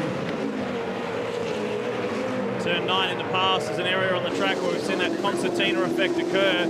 It almost happened then, and Richards is gone. He tagged the wall heavily with the right rear. If you go over the ripple strip there, it's got an edge to it, and then you drop onto the dirt, and it's hard to climb back over it. Has that done any geometry damage to the back of Stephen's car? Greg Murphy's in there as well, just rattling on his bumper through turn 13. Lowndes bounced. Lowndes took advantage. Murphy's trying to do the same. Street circuits are so punishing. They do not reward mistakes.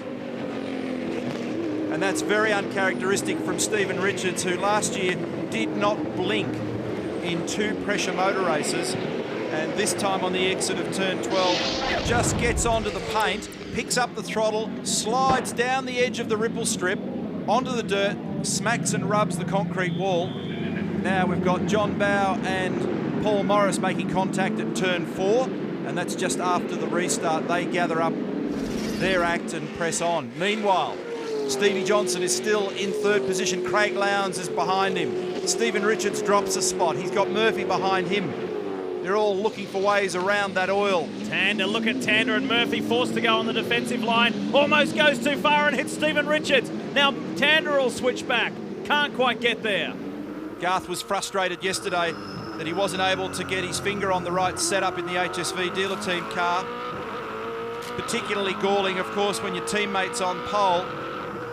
You can't believe the difference in the feel of the car. This is an ex-HRT car that he's driving. So different to the Gary Rogers motorsport car. He's being engineered by Matt Nilsson, who last year looked after Rick Kelly. Eric Pender's taking care now of Rick. They've got all the right ingredients. They're hoping for success this year. Credit too to Garth Tander. He started 18th. runs 7th at the moment. It's in complete contrast to the rest of his weekend. He had a miserable time in practice and qualifying, but he always said that he had a good race setup and it was good on heavy fuel runs. So that's proving to be the right situation for Tander. Greg. We know Brad Jones had an ill handling Ford. We saw it spin. This is the aftermath. Check this out. This is the left front tyre off Brad Jones's Team BOC Ford. You can see it was right down to the belts. Guys, I reckon this was within a whisker of blowing. It's actually bulging at this point here where the belts are sticking out. Yeah, you can actually see bits of wire and cord there. There's only 4 millimetres of tread depth on it, the Dunlop Control slick racing tyre. And if you have it locked up and pinched for very long like Brad did on top of that oil there, it just rips itself apart. So a good call on part of the old boy to insist that they bring the car in and change it. The frustration for him is that he's gone and way outside the top 10. He's now in 18th position. Pushing through the order there too is Rick Kelly. After dropping to as low as 15th, he's done nice work, so too has Todd Kelly. And in fact, I take that back, it was Todd in that higher position. Mark Scaife back on the track, and he has been for some time now. After what's been a frustrating time for Mark. Boy, he was on a hot qualifying run yesterday when problems went. Well, I've looked at their data and they were on target for a 22 even. They could have perhaps given some resistance to this Stone Brothers crush, but we'll have to wait and see on that one. If not tomorrow, then perhaps later in the season. Meantime, the Stone Brothers cars are just looking fantastic. Craig Lowndes in the 888 Better Electrical entry. This is a good little battle. Stephen Johnson followed by Stephen Richards. Greg Murphy in the Super Cheap Auto Racing Commodore. He and Steve Henderson still working to cement that partnership, understand what they need from the car. And updating you on Jason Bright's progress further down the field. He was in 20th when he came in to change for that fresh rubber. Who's diving down the inside? Bernard puts plenty of pressure on Paul Radicic in the Team Kiwi Commodore. Radicic will respond. Bernard's on the outside going into 11. That's danger zone.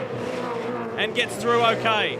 He had to yield though. If you spend too long out there, then you can see how close that exit wall is at 12. Marcus Ambrose 1.7. Oh, Paul gets the left rear off the edge of the road on the approach to the final corner. Runs wide. He's in the marbles now. That'll be an incentive to Bernard. 23.8 on the last lap for Ambrose. That's astonishing speed given that his fastest lap of the race is a 23.5. He's got a 2.2 second margin here. 23.8 for Ambrose. I underline that again. A 23.9 for Lowndes, so he's got speed. Alex Davison's got trouble on the run up to turn 4. So Ingle a 24.3 on the last lap. Stevie Johnson did a 24.5. Richards a 24.7. Murphy a 24.8. So great speed from Ambrose and Lowndes. One of the drives of the weekend at the Australian Grand Prix support events was by the youngster Jamie Whincup in the Dodo Commodore, and Jamie is just outside the top 10 in 11th position. There he is there in car 23. We've got another safety car period, and that will be because of Alex Davison's Autobahn Commodore. And here's Bright. He's suddenly arrived on the scene, now in 13th position. That fresh rubber is working nicely. I think that's the 4th safety car intervention. Safety car scramble. The car you want is car 1. Safety car scramble. Voice of race director Tim Schenken. And he's giving him the number to pick up, which is car number 1, Marcus Ambrose. 50 kilometres an hour is the car you want. And it's Tim and the race control team. In fact, right above our commentary point in the main building in the pit complex on the Adelaide Street Circuit, and this is the reason why. The Autobahn entries come to a grinding halt on the exit of turn 3. Scaife's in.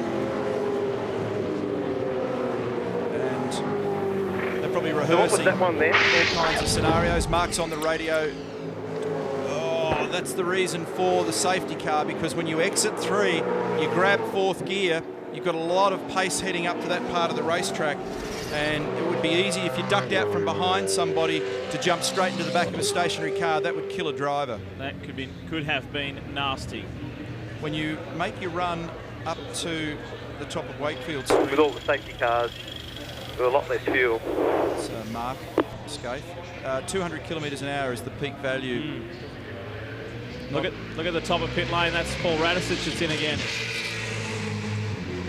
He was in in the middle. He was in the thick of it, scrapping it out with David Bernard.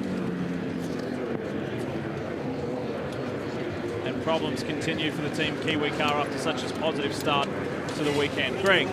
Lee, they've made some shock adjustments, or to the settings at least, on the front of car 2, both the left and right front shocks. And Mark Scaife has just been saying on the radio he's going to hang here and wait a little bit.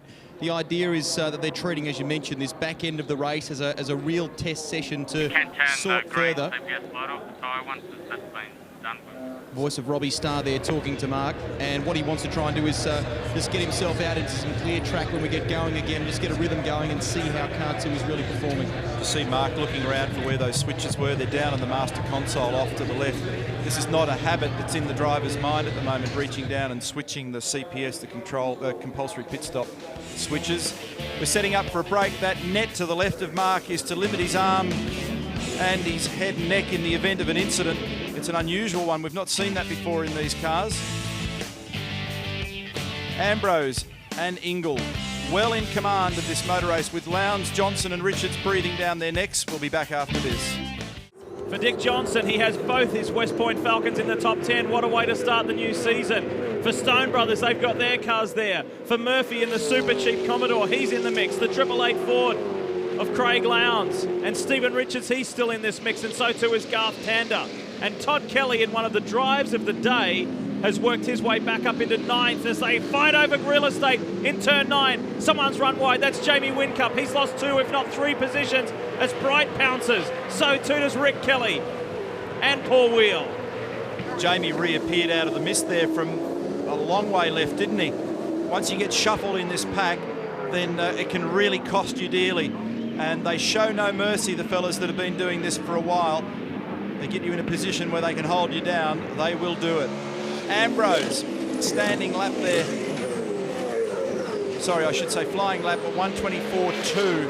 24.6 for Russell, 25 even for Craig, 25.1 for Johnson. 0.8 of a second the margin between Ambrose and Ingle. You know, Ambrose has got speed in hand here. This is not a drama for him. No driver has won 3 races in succession here at the Clipsal 500. Marcus Ambrose can create history today and draw level with Mark Scaife at 4 victories. And Craig Lowndes as well. It's amazing, you know, all the off-season chat about who can do what. Lots of optimism from lots of people, but it's still the top combinations that make the difference, the good teams, the good drivers. And when you analyse this race today, there's been a lot of fundamental errors made by a lot of people. Silly reliability issues, some unusual mistakes on the track. And if you're going to be successful in the category, you've got to eliminate all those possibilities, and that's not an easy thing to do. Oh, trouble at turn 9. Bright's in the wall with Bernard.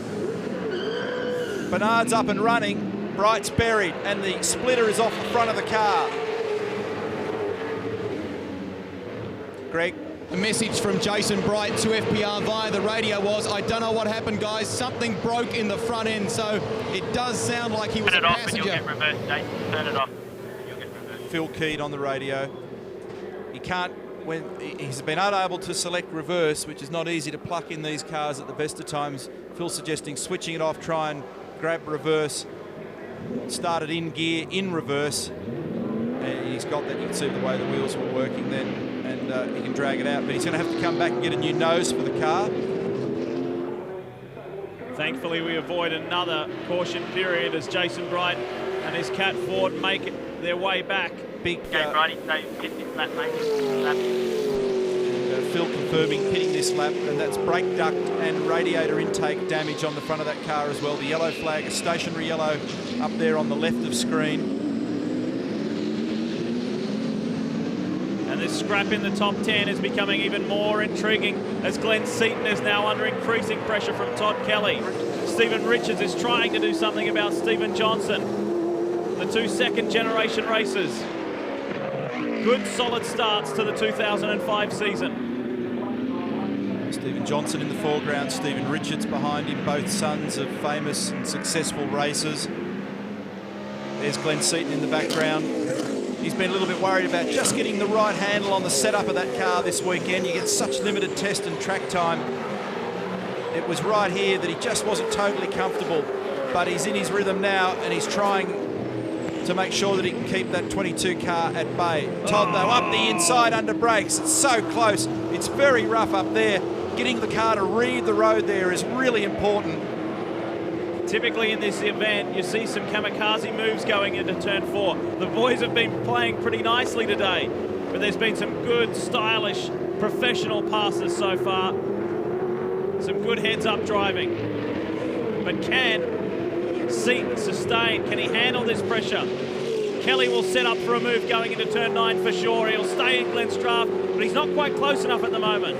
Well, he'll be okay on the pressure. The difficulty for him is that there's no doubt that Todd's got the slightly quicker car. That's been proven in the races to date this year in Melbourne and also in the practice lead up to this event. But right now that counts for nothing because Glenn's got track position. If Todd wants to do something about it, he has to find a way. Meantime, black flag, drive-through penalty for Anthony Tratt. So he'll serve that shortly. Here's one of the passing spots on this track. Todd didn't even bother with it then. Unless you're very, very well positioned, getting underneath at that last corner can be very difficult, and it's very, very easy to lock a front right brake, flat spot a tyre, and then ruin the end of the race. 23.5 on the last lap for Marcus Ambrose sets the new fastest lap of the race, and that is extraordinary at this point in time. Kelly on the inside, he sets Seaton up. Is he close enough? No. Seaton stays where he's at, and when Glenn Seaton's day started in 24th position, to be in the top 10 and scrapping over 8th place, that is a fine start. Oh, look at Kelly, works the back of Glenn once more. Just trying to unsettle the two-time national champion. Marcus took his fuel on lap 22 and his tyres on lap 21. So while the car's light, it's done a lot of miles on that rubber, and that's a handsome time at that point in the race. Inglis' teammates going nicely also. You know, Glenn's hanging on here. He's doing a good job. He doesn't look flustered. The car's pulling up straight. The rear brakes are not locking. He's maintaining a good lap speed. Todd's going to have to find a way. It's not easy. Let's get down to the pits. Here's Darryl. Tony Pizzoni, I guess we were surprised. You went from Melbourne, you went to Spain to do a test for BMW Formula 1, and now you've come back again to see Max to have a holiday. Yeah, I'm really in love with Australia. You know, I'm excited to come back for holidays. And Max didn't know he was racing until last Wednesday. We were in Gold Coast where he lives, so we had to rush things out a little bit. But, you know, the weather is good here. Get to know a different city as well, and I'm really enjoying myself here. How did the test go in Spain? Well, apart from the cold weather, I think the testing went really well. I think we managed to improve the car a little bit. Obviously, there's a lot of things to be improved, and I think that will take a little while, but I'm sure the team will get there. Have you spoken to anyone in the team over there this weekend in Kuala Lumpur, how things are going? Okay, really, not brilliant. Obviously, the car is still not there yet, but we got new parts on the car already, and they seem to be a small improvement. So, good, I think we're going in the right direction. Thanks for your time. Thank you. This is really hotting up between Glenn Seaton and Todd Kelly. Todd had a moment on the exit of turn 8. The back of the car stepped out. It's a fierce battle, and it's for position.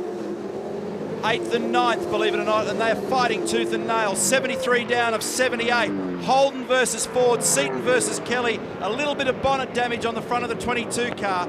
Kelly trying to redeem himself from a tough weekend. Seaton makes a mistake at the critical moment, just breaks himself a little wide and runs slightly out of the ideal groove. And Kelly, does he get enough up the outside? Oh no, he's out wide. They're side by side. Todd has to motocross through the ripple strip. Great work, Glenn Seaton. Great work, Todd Kelly. Now look who comes up into the mix. Cameron McConville wants to buy into this as well.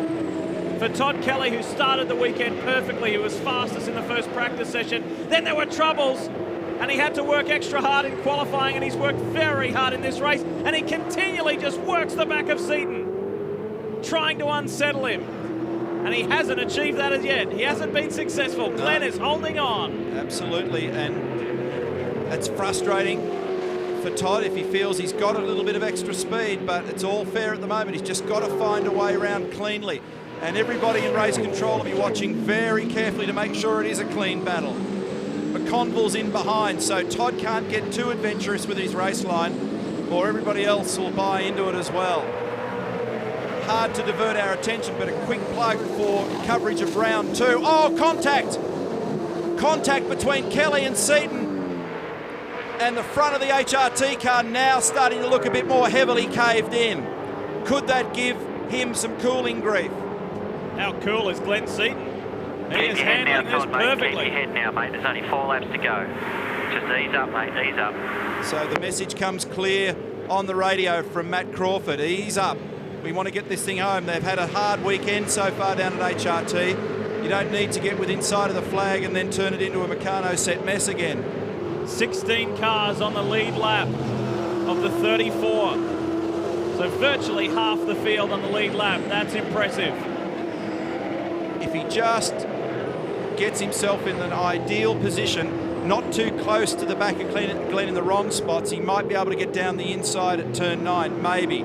He's rattling away on the rear bumper. He needs to be reasonably well positioned when they come out of turn 8. You flow the car through there gently.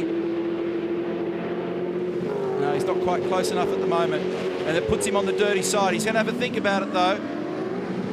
Glenn's got him covered. 2 cars back is his younger brother, Rick Kelly. Rick Kelly's trying to find an option on Cameron McConville. Another youngster, Jamie Whincup, is tucked in behind Rick Kelly. This is good racing. At the head of this battle is Seaton Dick Johnson, the team principal. Looks on. It's the fight for the 8th position. Ahead of these guys, it's Tander, Murphy, Steve Richards, Steve Johnson. Lowndes is on the podium behind the 2 Stone Brothers Racing Falcons. The front of that car at Todd's doesn't look well at all. I'll bet back in the workshop they're seeing increased temperatures on the data readout. Not a bad afternoon so far for DJR, and Grandpa Dick will be pretty pleased with that. Positions 4 and 8, but even broader smiles when you think about life in the Stone Brothers garage. 1 second is the margin between these 2 guys, Marcus and Russell. The class of the field in their lap speed. And there's the margin back to 3rd place, Craig Lowndes, and they've got plenty of fresh air then back to 4th place, Stevie Johnson. The top 10 shootout was an even split. Holden 5 cars, Ford 5 cars, but Ford have locked out the podium. The last couple of laps in the opening leg of the Clipsal 500, look at the gap back to Steve Johnson. He seems to have Stephen Richards under control. Where's Todd? There they are. Ah, here he is. Back there. Okay. Coming in amongst some lap traffic, including Jason Bright, who's back up and running again. Oh, Cameron McConville made a mistake there. He had the rears locked up and was right at the braking limit in the Repco Valvoline entry. Pressure. Glenn Seaton has handled it perfectly. Kelly's already been warned. He's been told just to settle down, back it off a little bit. Think about it. You need points. It's the first round of the year. Jason Bright's back out there, but remember, 2 laps to go now, Todd. Think about the finish, mate. Slower car ahead of Cito. There was so much damage on the front of Bright's car, they didn't bother trying to put another splitter on it. Probably lost all the locating lugs, and trying to match up the brake ducts and what have you would be a mess. Here comes Todd looking up the inside. Now switches. Can he do a crisscross at 4? Brighty gets out of the way. Glenn very aggressively across the curb at 4. He had the whole car over it. He's fighting for his reputation. He knows he needs a good result. He had a tough time at FBR. He is not going to yield to Todd Kelly. Kelly has just kept nipping away, just bumping, tapping, pushing. He does it again. The back of the West Point Falcon looking rather second hand, and Glenn Seaton is not giving in. He might have to this time. Kelly is as close as he's ever been. He's up there now, done the job. Finally, just as well, because there wouldn't be much left at the front of that car. Now look at Rick Kelly on McConville, right on the white line on the inside, down into 9. He might go one further on Seaton, can't get there. The Kelly boys are ganging up and McConville's into the wall. You could see that coming anytime there's 3 cars wide down there. And look, McConville's trying to back out. Dick sees the comedy in it. And that 3 cars wide does not work down there. And Paul Dumbrell caught up in that also. Well, meantime, Glenn's lost a spot, but all the other stuff sorted itself out behind. And while Dick was smiling, I'll bet Gary Rogers is not. Cameron McConville damage, steering damage. You want to be careful when he gets to the next corner. Every reason he has to be very upset with that situation. That was unnecessary. Stone Brothers 1 and 2. And if you think about the power plant that's in the Better Electrical 888 Ford, it's a Stone Brothers 1, 2, 3. Look at the damage on Paul Dumbrell's car. He was the third vehicle involved in the turn 9 nose to tail. And that's a Commodore that's a metre shorter.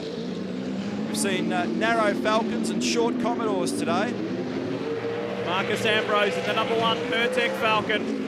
He shut them out last year. Victory in both legs of the Clipsal 500, and this will make a three-peat. And it will make his 4th victory in this event. What a race. They came in very early. There were times where we questioned and thought about their fuel load, etc. But it's been a perfect start to the season. The reigning champion, Marcus Ambrose, does it in leg 1 of the Clipsal 500. It's a 1-2 for Stone Brothers. Ingle second, and well done Craig Lowndes. He's on the podium as well.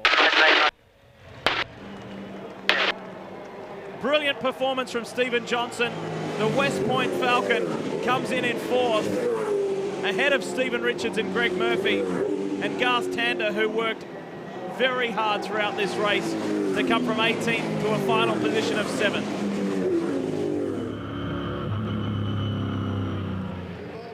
Stone Brothers team, Ross and Jimmy, Jim Stone there, congratulating his crewmen, and so they should. Very, very dominant performance. Darryl. Ross, what a terrific result for the start of the season. Can't believe our luck there. It was just everything went well for us. We lost a bit of time with Russell in that stop. When you do 2 cars at once, the second car is always going to pay a little bit of a time penalty. But it all worked out all right, and it's great. Now, you guys are pretty good when you look at it. Stone Brother engines 1, 2, 3. Yeah, well, sometimes it pans out like that. I guess we better enjoy it because that doesn't happen very often.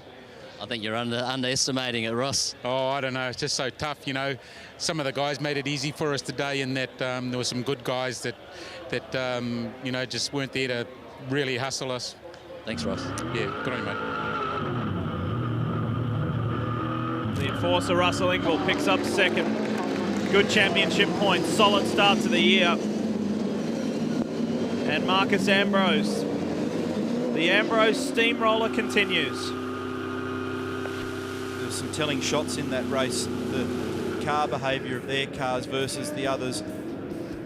Early on, it looked as though they were well in control, and it was proven to be. There's the unofficial confirmation of the placings on the VB scoreboard. Marcus Ambrose getting home by just over 3/4 of a second from Russell Ingall. Craig Lowndes was 3rd. Stephen Johnson making it forward 1-4. Stephen Richards headed the Red Brigade. Greg Murphy, Garth Tander, Todd Kelly. Glenn Seaton, a fighting drive for 9th. Jamie Whincup would be very pleased with that performance in the Dodo entry in 10th, and Tasman Motorsport would be justifiably proud. Paul Wheel, John Bowe, what could have been had he not had to do that drive-through penalty. There'll be more discussion about that just ahead of his team owner and teammate Brad Jones.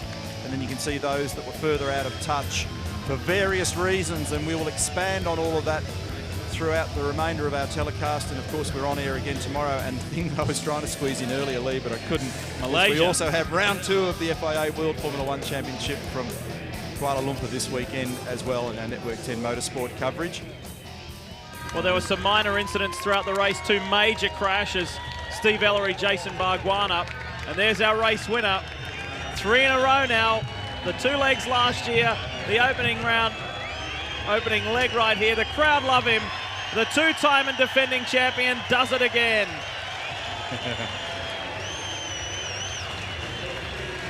The major news in the last fortnight is about him going to America and his aspirations in NASCAR. But this demonstrates just how focused he still is on V8 supercars.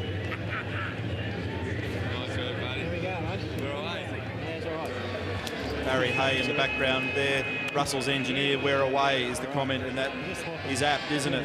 Russell had speed. You can see the sharp end of the race from where he was. It was a great performance. Let's hear more from Greg.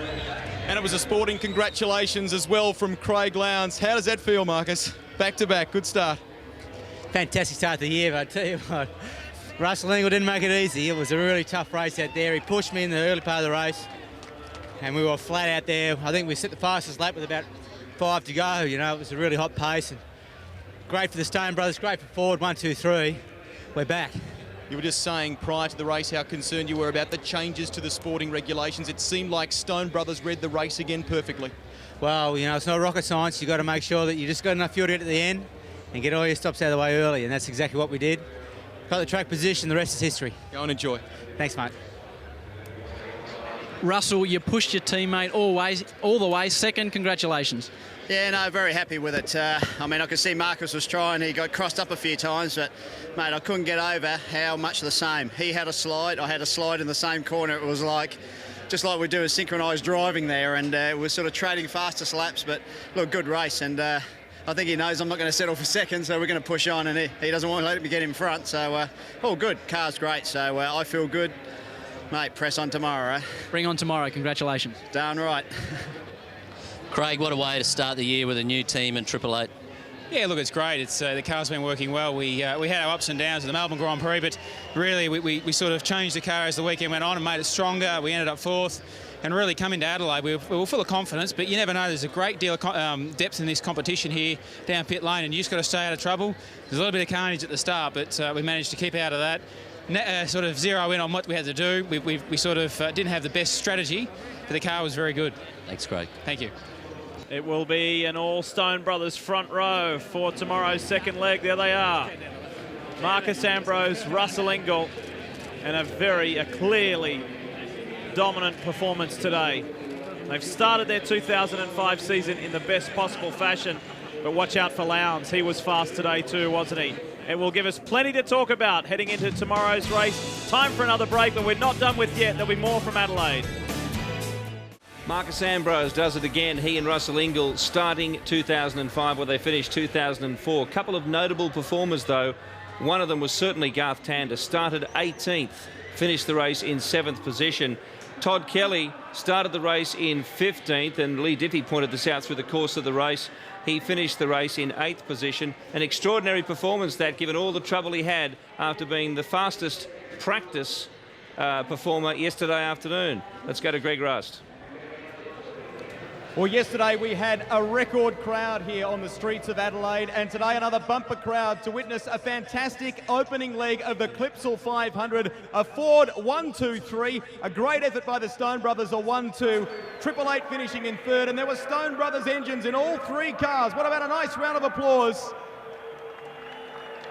We would now like to call on 3rd place in this race, a tremendous effort. Please welcome former champion Craig Lowndes.